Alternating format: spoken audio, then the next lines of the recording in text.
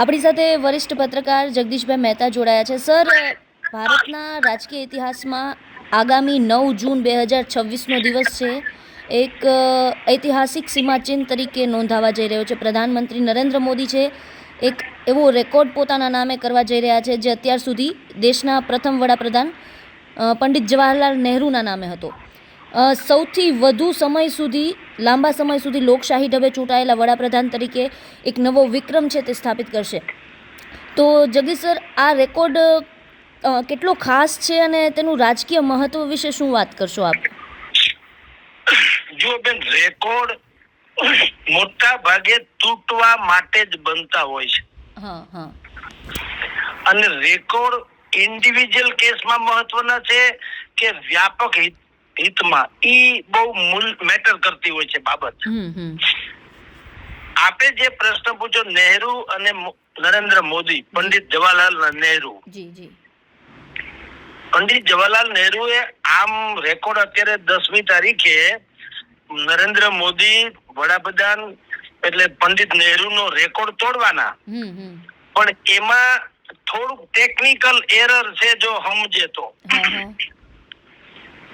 વાત એમ છે કે પંડિત નહેરુ એ 1951માં જે ચૂંટણી કરી, ભારતની પ્રથમ ચૂંટણી થઈ, ઈ પછીથી જે ભાઈ ચૂંટાયેલા વડાપ્રધાન તરીકે પંડિત નહેરુ જે છે 4398 દિવસ સતત પાછા બ્રેકઅપ વગર. નરેન્દ્ર મોદી 10મી જૂન આવે છે ને 2 થી 3 દી પછી,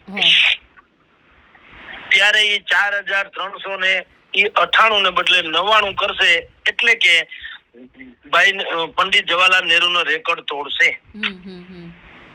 પણ મેં આ શરૂઆતમાં બેન તમને કીધું એમ થોડુંક ટેકનિકલ એરર, એટલે ઠીક છે આ રેકોર્ડ એક તૂટશે, પણ આમ તમે જુઓ પંડિત નહેરુ જ્યારથી ટોટલ જેટલો સમય વડાપ્રધાન રહ્યા, કારણ કે 1947માં આપણને આઝાદી મળી એટલે પ્રથમ વડાપ્રધાન તરીકે પંડિત નહેરુ બન્યા. ત્યારે ચૂંટણી તો થઈ નથી, એટલે તમારે ગણવું આમ જુઓ તો ન્યાથી પડે. ભલે ઇલેક્ટેડ નહોતા પણ પ્રધાનમંત્રી તો હતા ને. એટલે તેઓ શ્રી 1947 થી 1964 જ્યાં સુધી તેઓ શ્રી જન્મ એનો દેહાંત ન થયો ત્યાં સુધી, 1964માં 1964માં પંડિત નહેરુએ આ દેહ છોડ્યો, બરાબર. ત્યાં સુધીમાં કટકે પણ અથવા તો જે રીતે પણ ટોટલ 6131 દિવસ રહ્યા છે પીએમ તરીકે. અને નરેન્દ્ર મોદી તો હજી 4399 એટલે 4400 ની આલે ગાલે રમશે એમ માનો ની. એટલે હજી 1731 જેટલા દિવસોનો ગાળો રે. એ 1700 એટલે 365 દિવસનું એક વર્ષ ગણો તો 1700 માં કેટલા વર્ષ હજી લાગે? એટલે હજી 2029માં તેઓ શ્રીએ ચૂંટાવવું પડે, અને પાછો સખત એટલે એક પણ બ્રેકિંગ વગર એમને વડાપ્રધાન પદ જાળવી રાખવું પડે, તો ખરા અર્થમાં આમ જુઓ તો દિવસોના રેકોર્ડ તૂટે.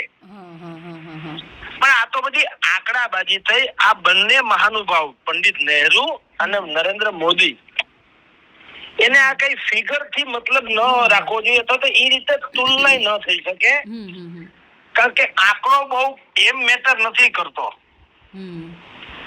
પણ મહત્વનું એ છે કે બંનેનું દેશ પ્રત્યેનું ઉત્તરદાયિત્વ એટલે જવાબદેહી અને ઈ શું એમ. તો દરેક બંને મહાનુભાવ કહું છું, પંડિત નહેરુ પણ અને મોદી પણ, એ દરેક પોતપોતી રીતે મહાન જ હતા, સમજી લો. કારણ કે આજે આપણે બધા બહુ જ ભારતે પ્રગતિ બેસુમાર કરી, એમાં કોઈ શંકા નથી. પણ એ શું હતું, તમે રેલવેના પાટા નખાઈ ગયા પછી તમે 2 ટ્રેન દોડાવો કે 200 ટ્રેન દોડાવો, એ વાત તો મૂળ તો પાટાની હતી ને. પછી રોડ બની જાય, અહીંથી અમદાવાદ, રાજકોટ થી અમદાવાદ નો અત્યારે 6 લેન કે 8 લેન રોડ બની જાય, પછી તમે બસ 2 દોડાવો કે 200 દોડાવો, તો બસો દોડાવો એ સારું કેવાય, એમાં ના નહીં, હમ પણ રોડ જ ન હોત તો. હમ એટલે પંડિત નહેરુ પાસે જયારે વડાપ્રધાન પદ આવ્યું અથવા તો ભારતનું શાસન આવ્યું અથવા તો આઝાદી આવી આપણી પાસે, હમ ત્યારે ભલામણ ભારત હતું હાવ દુર્બળ, ગરીબ, પછાત, હમ અશિક્ષિત. હમ ત્યારે આપણી પાસે આવું બધું ક્યાં કઈ હતું. એટલે નહેરુએ આપણે કહીએ ને જેને શબ્દ વાપરે શૂન્યમાંથી સર્જન, એમાં નહેરુનો તો રેકોર્ડ કેવો પડે સાહેબ. કારણ કે જુઓ, એ જમાનામાં જયારે ભારત અતિ દારૂણ સ્થિતિમાં હતું અને શિક્ષણ તો ભાગ્યે જ લોકો પાસે હતું એવું કહો તો ચાલે. મોટા ભાગના અશિક્ષિત અભણ લોકો હતા બિચારા, અને આપણે અંગ્રેજોની ગુલામીમાં હતા, ઈ પેલા મોગલોના ગુલામીમાં હતા. એટલે આપણી પાસે કોઈ પ્રકારની વિકસિત વાત નહોતી. પણ પંડિત નહેરુએ આઈઆઈટી, એમ્સ, યુજીસી આ બધું જે છે ને એ પંડિત નહેરુની દેન છે. એને સ્થાપના કરી. પછી એના ફિગર બધા નરેન્દ્ર મોદીએ અનેક ગણા વધાર્યા. એ જુદી ઘટના છે, પણ એ મેં કીધું ને પાટા નાખ્યા પછી રેલવે દોડવાની વાત છે. શિક્ષણની વાત કરી એમ તમને જો વિજ્ઞાનમાં પણ ડોક્ટર હોમી ભાભા અને ડોક્ટર વિક્રમ સારાભાઈ જેવાનો સાથ લઈ અને ઈસરો જેવી સંસ્થા સાયન્ટિસ્ટ જે અત્યારે આખા વર્લ્ડમાં ભારતનું નામ રોશન કરી રહી છે, એ પણ પંડિત નહેરુના જ કાળમાં બનેલી છે. પંડિત નહેરુએ પંચવર્ષીય યોજના જાહેર કરી હતી, જેને કારણે છેવાડાના લોકોનો પણ ઉદ્ધાર થાય એ આશય. અને જેને અત્યારે જગતનો તાત કહીએ છીએ, તો ખેતી માટે પણ તમે જુઓ, આપણે અત્યારે મંદિરો 100% બનાવીએ છીએ. એમાં ના નહીં જરૂરી પણ છે, રાષ્ટ્રવાદના નામે કે સાંસ્કૃતિક વાદના નામે. પણ ભાઈ પંડિત જવાહરલાલ નહેરુ એને ભાખરા, નાંગલ, હીરાકુંડ, દામોદર વેલી આ બધું બનાવ્યું. આ જે ડેમ બનાવે ને એ ડેમ ને એ આધુનિક ભારતના મંદિર કહેતા હતા. મંદિર એટલે શિખરબંધ ને ધજા ફરકે એ જ મંદિર નહીં. ડેમ, જળાશયો એને એ મંદિર કહેતા હતા આધુનિક ભારતના. કે જો આપણી પાસે વિરાટ જળ ક્ષમતા સંગ્રહી શકે એવા ડેમ હોય તો એમાંથી ખેડૂતોને આશીર્વાદ મળ્યા જ કરે, એટલે એ મંદિર એમ. એટલે અને બીજું કે વિશ્વભરમાં ત્યારે પણ શીત યુદ્ધનો જમાનો હાલતો હતો. અત્યારે કેમ ઈરાન, અમેરિકા બધા બથોબથ છે, તો ઈ જમાનામાં શીત યુદ્ધ હાલતું હતું. વળી અને આપણે ભારતે ત્યારે પણ, હમણાં આપણે બધા બહુ ચર્ચા કરતા હતા કે ભાઈ નરેન્દ્ર મોદીએ તટસ્થ નીતિ અપનાવી વિદેશ, પણ એ જમાનામાં પંડિત નહેરુએ પણ નોન એલાઇનમેન્ટ મિશન, એટલે એને ઇન શોર્ટ NAM નામ, NAM એટલે એને બિન જોડાણવાદી. એટલે કે અમારું ભારત કોઈની ફેવરે કરતું નથી, કોઈની વિરોધ કરતું નથી. અમારી વિદેશ નીતિ તટસ્થ છે. અમે વસુદેવ કુટુંબકમમાં માનીએ છીએ, બાધોમાં. આવું પંડિત નહેરુએ એના જમાનામાં પણ પ્રસ્થાપિત કર્યું હતું. તમે સંગીત ને કલા ક્ષેત્રે પણ જુઓ, સંગીત નાટક એકાડમી, લલિત કલા એકાડમી કે સાહિત્ય જે એકેડેમી બધી જે છે એ પણ પંડિત નહેરુના શાસનકાળની દેન છે. એટલે બેયની તુલના મેં કીધું ને, આંકડાબાજી કરવા કરતા પણ બેયની જે વિચારધારા જે છે એમાં એકે સ્થાપના કરી, બીજા એને આગળ વધારી અને એમાં સુધારો કર્યો, જે સ્વાભાવિક વાત છે ને. આપણા ઘરમાં 10 વર્ષ પહેલા લીધેલો સોફો અત્યારે આપણને અયોગ્ય લાગતો હોય તો સુધારો યોગ્ય લાગતો તો આપણે બદલાવીએ છીએ ને, ડિઝાઇન, ટેબલ બધા નહીં. એવી રીતે આધુનિક ભારતનો પાયો પંડિતજીએ નાખ્યો, પણ આધુનિક ભારતને વિશ્વમાં ડંકો નરેન્દ્ર મોદી વગાડી રહ્યા છે. આમ બંને વચ્ચેની તુલના કરે જુઓ, ધર્મ અને રાજનીતિ છે ને, એમાં નહેરુ એમ માનતા કે ભાઈ એ છે ને અલગ હોવું જોઈએ, આધુનિકતા આપણું મહત્વની વાત હોવી જોઈએ, વિજ્ઞાન તરફનો આપણો ઢોળાવ હોવો જોઈએ. નરેન્દ્ર મોદી એમ કે છે કે ભાઈ જ્ઞાન અને વિજ્ઞાન બેનો સુમેળ હોવો જોઈએ, અલગ નહીં. આપણે આધુનિકતા એટલે કે વિજ્ઞાનની અવગણના નહીં, પણ તો જ્ઞાનને પણ તમે, જ્ઞાન એટલે આપણી સાંસ્કૃતિક વિરાસત, એને પણ એમ કે તમે હાવ છેવાડે નાખી દો, એવું ન ચાલે. પંડિત નહેરુએ ઈ જમાનામાં, કારણ કે ભારત પાકિસ્તાનના ભાગલા પડ્યા અને અહીંથી લાખો લોકો પાકિસ્તાનમાં રહ્યા, પાકિસ્તાનથી લાખો કરોડો લોકોની કતલેઆમ પણ થઈને બચાવી, બીજા અહીંયા રહી પણ ગયા જે લોકો. એટલે ત્યારે શું હતું, એક તો આખા ભારતમાં એ જે તે સમયે લઘુમતી તો હતા જ, બરાબર, 34 કરોડની વસ્તી હતી લ્યો ત્યારે, આપણે આઝાદ થયા ત્યારે, સમજી ગયો. તો 34 કરોડમાં આ મુસ્લિમ સમાજ તો તમે કહો તો ઈ બહુ જ ઓછી સંખ્યા હતી ત્યારે. અને પાછું બંને બાજુ કટ્ટરવાદ એટલો બધો અંગ્રેજોએ છાંટીને ગયા હતા કે કતલે આમ થતી હતી.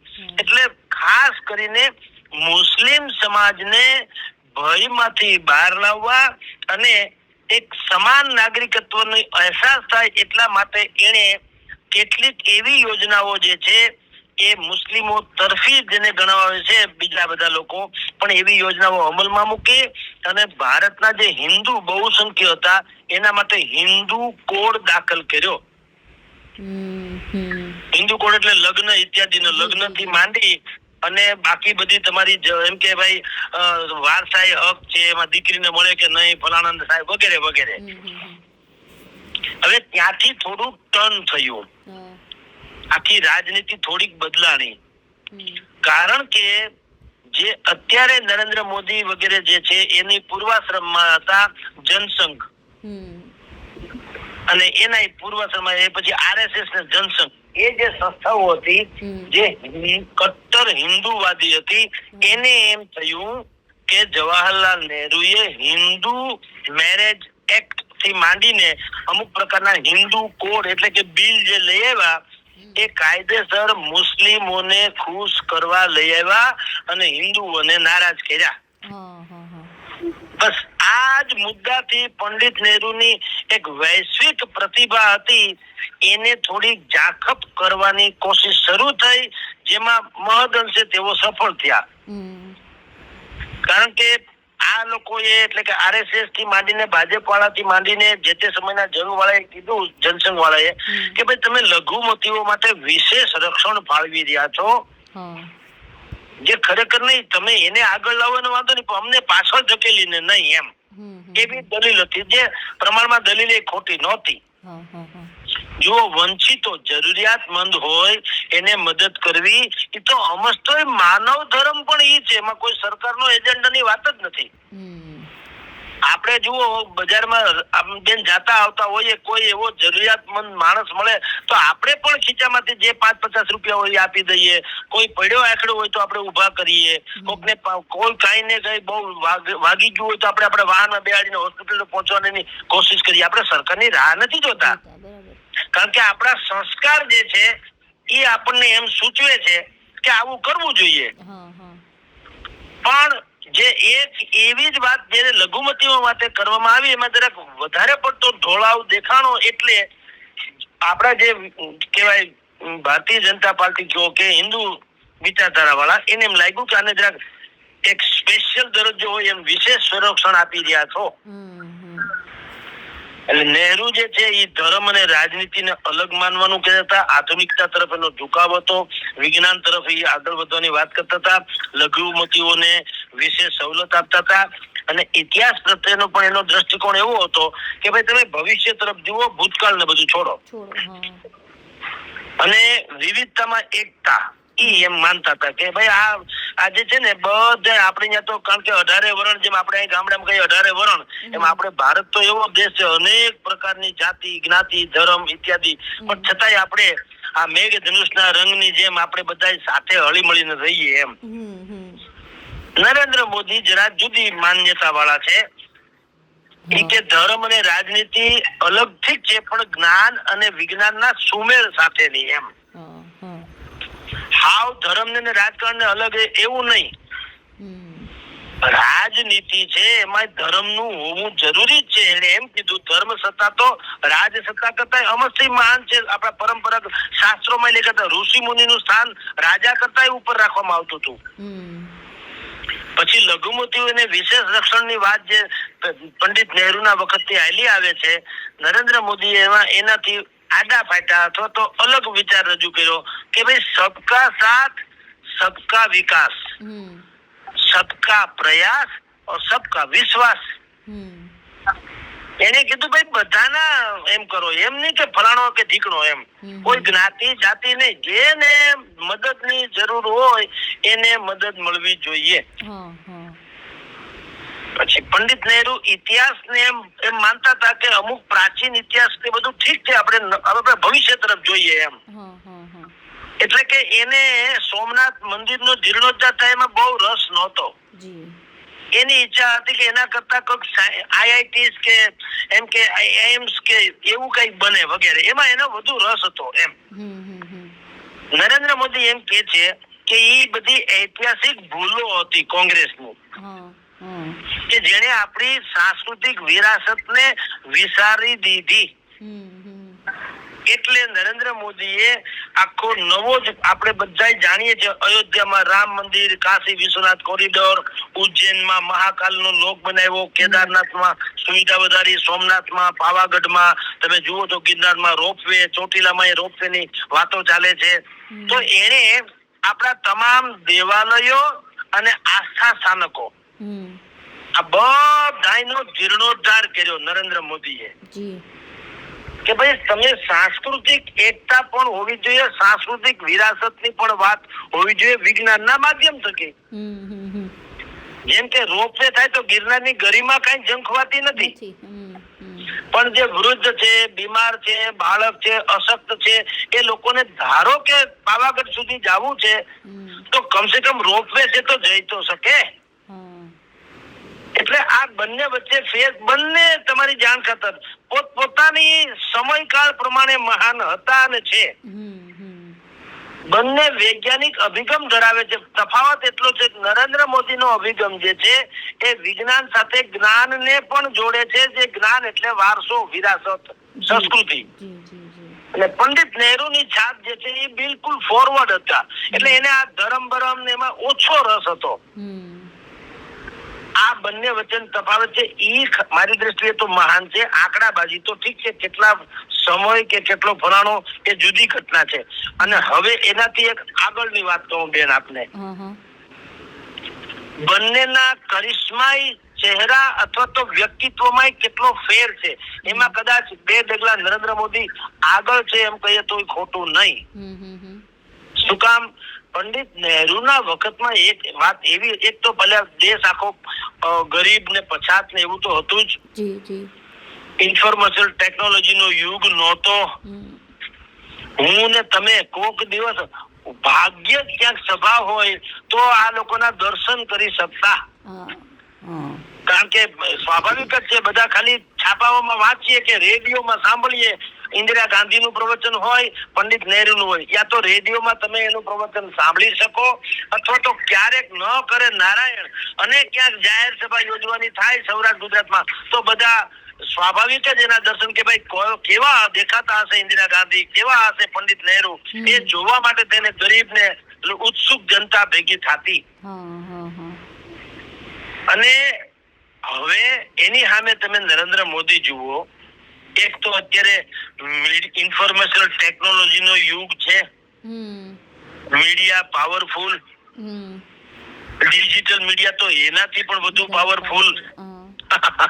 પાછી ત્રણ પેઢી આવી બદલાઈ ગઈ. સમજો, નરેન્દ્ર મોદીએ ગુજરાતના મુખ્યમંત્રી પદનો હોદ્દો સંભાળ્યો ત્યારથી માંડીને અત્યારે વડાપ્રધાન છે ત્યાં સુધી બે ત્રણ પેઢી બદલાઈ ગઈ, તો તમે નરેન્દ્ર મોદીના એની વ્યક્તિગત લોકપ્રિયતામાં કોઈ આંચ નથી આવી. આજની તારીખે સોશિયલ મીડિયાના તમામ પ્લેટફોર્મ ઉપર પણ નરેન્દ્ર મોદી છે એ વિશ્વના સર્વાધિક લોકપ્રિય નેતા છે. ખાલી ભારતના નહીં, વિશ્વના. એટલે નરેન્દ્ર મોદી એને એને પડકારોનો જે સામનો કર્યો નહેરુના વખતમાં થયો, આપણી આ પાકિસ્તાને યુદ્ધ કર્યું, ચીને હુમલો કર્યો, ઘણું બધું થયું ને એ પાછું ખખડધજ આપણું હિન્દુસ્તાન હતું ત્યારે એમાં ચીનમાં આપણે હારી ગયા, પાકિસ્તાનમાં જીતી ગયા.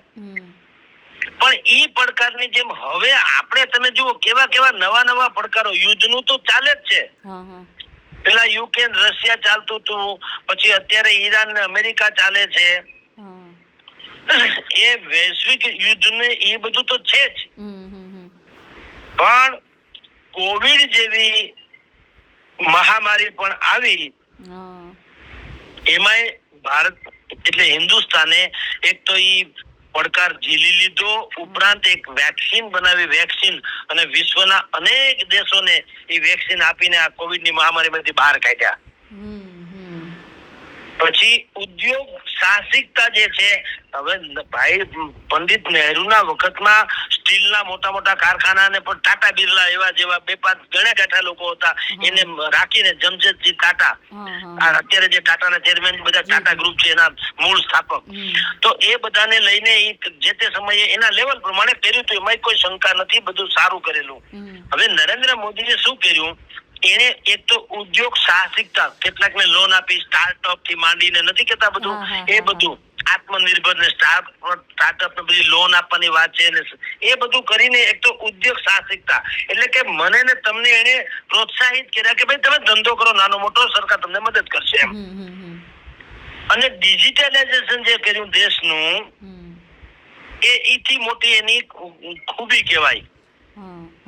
આપણે યુપીઆઈ થી પેમેન્ટ કરીએ ને, યુનિફાઈડ પેમેન્ટ ઇન્ટરફેસ, યુપીઆઈ થી પેમેન્ટ એ ડિજિટલ ઇન્ડિયાનું પગલું છે. અત્યારે તમે ને હું મોબાઈલ લઈને નીકળીએ, પર્સમાં પૈસા ન હોય કે પાકીટમાં પૈસા ન હોય તો ચાલે, ઓનલાઈન પેમેન્ટ કરી શકો છો ને શાક માર્કેટમાં પણ. એ નરેન્દ્ર મોદીએ કરી બતાવ્યું. એનાથી બહુ મોટો ફેર શું પડ્યો, એક તો પહેલી વાત છે કે પૈસો બજારમાં ફરતો હતો ને બધું ઓન રેકોર્ડ આવતું હતું. પેલા તો જંગલ में मोर नाचा किसने देखा, હવે એવું નથી. પછી બેંકમાં ખાતું હોવું એ યા તો સ્ટેટસ મનાતું હતું, યા તો અમુકનો જ એકાધિકાર હતો એવું મનાતું. નરેન્દ્ર મોદીએ જનધન યોજના કરી, આપણી પાસે ફિગર છે ને કે 50 કરોડથી વધુ લોકોના, સામાન્ય લોકોના ખાતા બેંકમાં થયા. એની મજા શું થઈ કે એને જે સરકાર તરફથી રાહત મળવાની હોય, સબસિડી ઇત્યાદિ, ડાયરેક્ટ એના ખાતામાં જાય, ડાયરેક્ટ બેનિફિટ. એટલે વચેટિયા આખા નાબૂદ થઈ ગયા. પછી અત્યારે જે આયુષ્યમાન કાર્ડ અત્યારે ચાલે છે, આપણે આ વિશ્વનું સૌથી મોટું, જેને કહીએ કે હેલ્થ નું વીમા કવચ કહેવાય, વિશ્વનું સૌથી મોટું. એ પણ નરેન્દ્ર મોદીના જ કાળમાં અત્યારે આપણે અનુભવી તો રહ્યા છીએ. બીજું સૌથી સારું, કોઈ પણ દેશને વધારે પ્રગતિ કરવી હોય બેન, તો ઇન્ફ્રાસ્ટ્રક્ચર, કનેક્ટિવિટી ખાસ કરીને એ બહુ જ જરૂરી હોય. એરપોર્ટ્સ ને તમે જુઓ તો રોડ, રસ્તા ને, તો આમાં પણ આપણે બધા જ અત્યારે એના નજરો, તમે ગૂગલમાં સર્ચ કરો તો આપણે કઈ એના અંધભક્ત થઈને બોલીએ એવું ન ચાલે. ગૂગલમાં સર્ચ કરો કે નરેન્દ્ર મોદીના શાસનકાળમાં થયેલા ડેવલપમેન્ટ ઇન્ફ્રાસ્ટ્રક્ચરના કે મને રિપોર્ટ આપો અથવા તો મને ફિગર્સ આપો કે ગામના નામ, તો બધું તમને કહેશે કે એક જમાનામાં આપણી પાસે 2 ફિગરમાં જ આપણી પાસે એરપોર્ટ હતા, અત્યારે 3 ફિગર એટલે 200-300 ની આડેગાળે એરપોર્ટ થયા છે. એટલે આપણી પાસે એટલી મેડિકલ કોલેજ થઈ છે, એમ્સ એટલી વધારે છે, વંદે ભારત જેવી આપણી પાસે, અને બુલેટ ટ્રેન પણ નાખી દીધી છે, આપણે બધા જાણીએ છીએ. મેટ્રો ટ્રેન એ ફરવા માંડી છે, મુંબઈ, દિલ્હી થી માંડીને બધે. તો એક ઇન્ફ્રાસ્ટ્રક્ચરની દ્રષ્ટિએ પણ આ સરકારનું કામ, એટલે કે આધુનિકતામાં ભારતને આધુનિક આગળ લઈ જવામાં નરેન્દ્ર મોદીનું કામ જે છે એ પણ નોંધપાત્ર ગણાય. પછી આત્મનિર્ભર, હવે આ શબ્દ છે એ ખાલી ભારતીય જનતા પાર્ટીનું ખાલી સૂત્ર નથી. હમણાં 2 દી પહેલા નરેન્દ્ર મોદી અહીંયા સુરતમાં જ આવ્યા હતા, અને તમે જોયું છે સુરતમાં સ્વદેશી ડિઝાઇન થયેલી પહેલી ટેન્કનું પણ એને લોકાર્પણ કર્યું. સુરતમાં ડિફેન્સના કારખાના નખાણા, એ કઈ જેવી વાત છે? પછી રાફેલ ને તેજસ ને INS જે સ્વદેશી છે, કાયદેસરનું જહાજ આપણું, એ પણ આપણે લોકાર્પણ એટલે કે સેનાને અર્પણ કર્યું.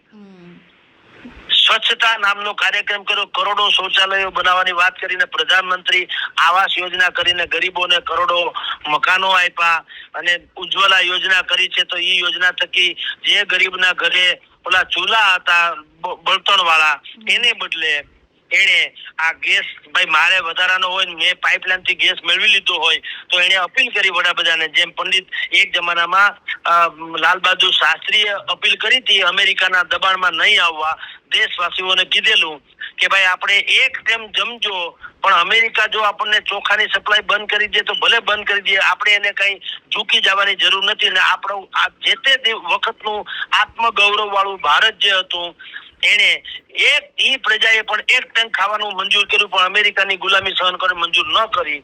એવી રીતે આ બધા લોકો જે કીધું વડાપ્રધાને નરેન્દ્ર મોદીએ કે ભાઈ જેની પાસે વધારાનો ગેસનો બાટલો છે એને ચૂલો તમે અર્પણ કરી દો, તો ગરીબ માણસોને બિચારાને આ એની માં જે બળતણિયા બાળીને આંખમાં ધુવાડા ખાઈને મહેનત કરે છે એમાંથી બહાર આવે. તો ઈ પણ થઈ ગયું, બરાબર.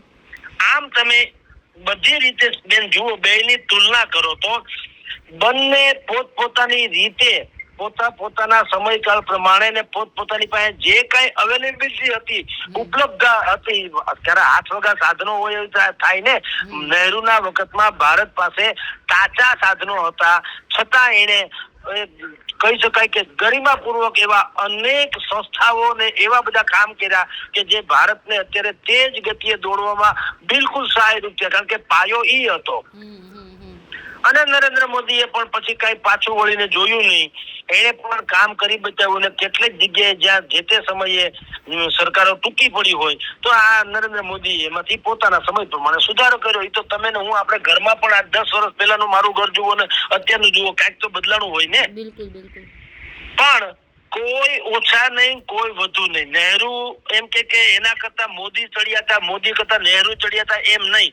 બંને લોકો પાસે જયારે જે કઈ ઉપલબ્ધતા એની પાસે હતી, સગવડ હતી, સરકારની જે સ્થિતિ હતી, એ સ્થિતિમાં બંને એ મારી દ્રષ્ટિએ તો બહેતરીન કામ કરી અને દેશ માટે ઘણી મોટી આશાઓ ઉત્પન્ન કરી.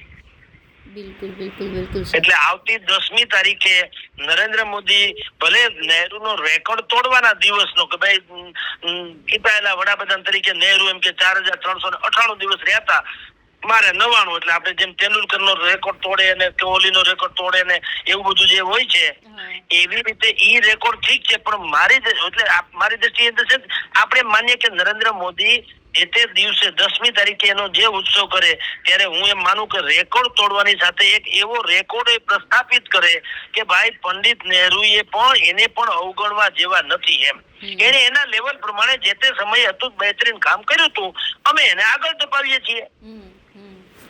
તો મારી દ્રષ્ટિએ ભારતને આપણે જે વસુદેવ કુટુંબકમથી માંડીને કહીએ છીએ, કારણ કે આપણે થેન્કલેસ ન હોઈએ.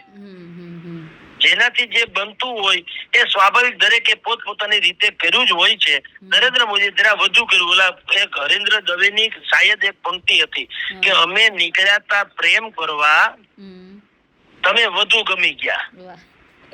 એની જેમ અમે નહેરુ અને મોદી બંને નીકળ્યા હતા વિકાસ કરવા, મોદીને જરા વધુ તક મળી એમ. અને એને ઘણું સારું કર્યું, નો ડાઉટ. તો પણ નહેરુએ પણ કઈ કમ નતું કર્યું, મેં આપને બધું ગણાવ્યું, રાઈટ. આમ બંને મહાનુભાવો જે નરેન્દ્ર મોદીને શુભેચ્છા અને પંડિત નહેરુને શબ્દાંજલિ કે સ્મરણાંજલિ પાઠવો. તો આ 10મી જૂનનો દિવસ જે છે એ ભારતના ઇતિહાસમાં સુવર્ણ અક્ષરે ખરેખર અંકાશે. જી બેન. બિલકુલ બિલકુલ સર, તમામ માહિતી આપી, અમારી સાથે જોડાયા તે બદલ આભાર સર આપનો. નમસ્કાર બેન.